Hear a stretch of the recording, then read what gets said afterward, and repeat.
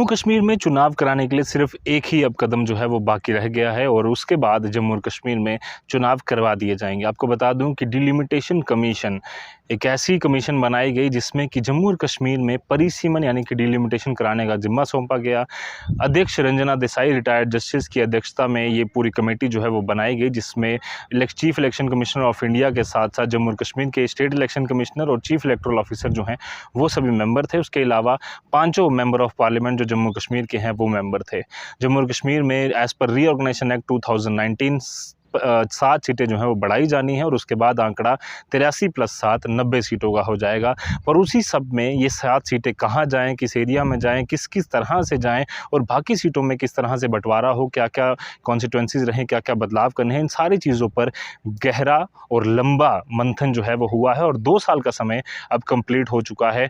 उम्मीद है कि अब जो फाइनल डेट आने वाली है वो 6 मई जो कि 2 महीने का 6 मार्च के बाद 2 महीने का एक्सटेंशन देने के बाद 6 मई से पहले जम्मू और कश्मीर के लिए बनाई गई डिलिमिटेशन कमीशन का जो ड्राफ्ट है, जो फाइनल रिपोर्ट है वो आ जाएगी। आपको बता दूं इससे पहले 2 बार ये रिपोर्ट सार्वजनिक हुई, पब्लिक ओपिनियंस लिए गए और उसके बाद कई सारे बदलाव हुए। जब सेकेंड बार पब्लिक ओपिनियन लिए गए तो उस समय पहला ड्राफ्ट आ चुका था। 6 सीटें जम्मू में, जिसमें डोडा जम्मू, इसके अलावा डोडा, किश्तवाड़, इसके अलावा सांबा, कठुआ और रियासी में 1 सीट बढ़ाई गई थी। इस तरह की 6 सीटें जम्मू में और कश्मीर में 1 सीट बढ़ाई गई थी।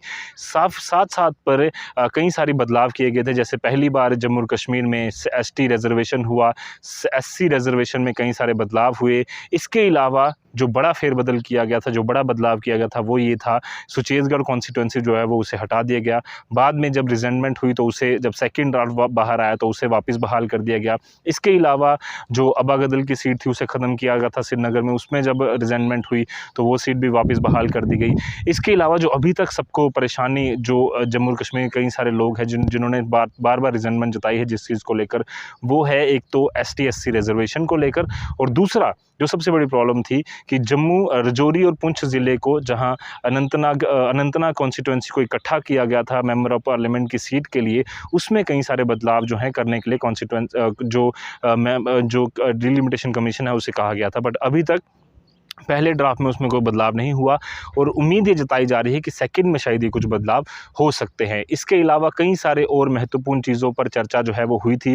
करीबन 406 से ज़्यादा जो सजेशंस हैं वो डिलिमिटेशन कमीशन के ड्राफ्ट को लेकर आए थे। उसमें पब्लिक मीटिंग्स हुई, अलग अलग जो रिप्रेजेंटेशंस हैं वो आई और अब उम्मीद है कि अप्रैल के अंत तक ये फाइनल रिपोर्ट आ जाएगी और उसके बाद सरकार के लिए एक राह खुल जाएगी कि जम्मू कश्मीर में इलेक्शंस करवाए जाएँ। बट उससे पहले 2 चीज़ें जो है वो और करवाई जानी है। सबसे पहला कि जम्मू और कश्मीर की जितनी भी ऑल पार्टीज़ हैं उनकी एक मीटिंग होगी, उसमें ये डिसाइड होगा कि कब जम्मू और कश्मीर इलेक्शन करवाने के लिए तैयार है। दूसरा, अमरनाथ यात्रा जैसे ही कंप्लीट हो जाएगी तो उसके बाद उम्मीद है कि जम्मू और कश्मीर में इलेक्शंस करवाए जाएं। देखना यह होगा कि डिलिमिटेशन कमीशन का फाइनल रिपोर्ट आने के बाद जम्मू और कश्मीर की जो पहले ड्राफ्ट और इस ड्राफ्ट में कितने, फाइनल रिपोर्ट में कितने बदलाव हैं, और दूसरा आम जनता इसको किस तरह से एक्सेप्ट करती है, और तीसरा जम्मू और कश्मीर में चुनाव कब करवाए जाते हैं, क्योंकि अल्टीमेट राज जम्मू और कश्मीर के लोगों की, सभी पॉलिटिकल पार्टीज़ के रिप्रेजेंटेटिव्स की यही है कि जम्मू और कश्मीर में स्टेटहुड का बहाल हो। और केंद्र सरकार ने साफ तौर पर कहा है